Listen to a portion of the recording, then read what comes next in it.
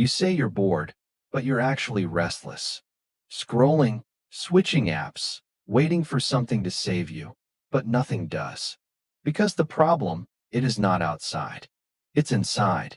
She keeps herself busy, not because she loves it, but because she's afraid to stop, afraid of the thoughts, afraid of the emptiness, afraid of facing herself. Hard truth?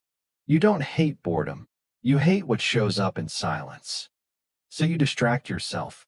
Endless scrolling, random conversations, fake productivity, anything but stillness.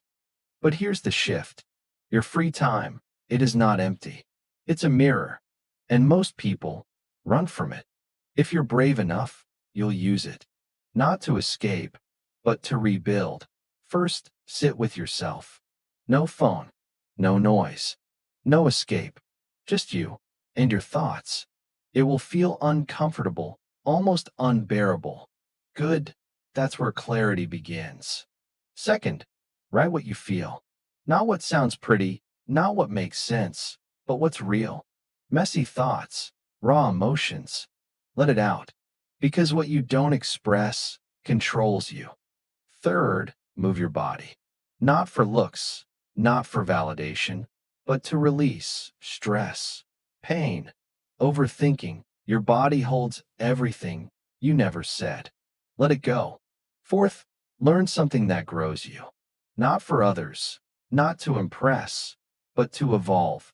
Read, watch, understand yourself. Because healing, it is also learning.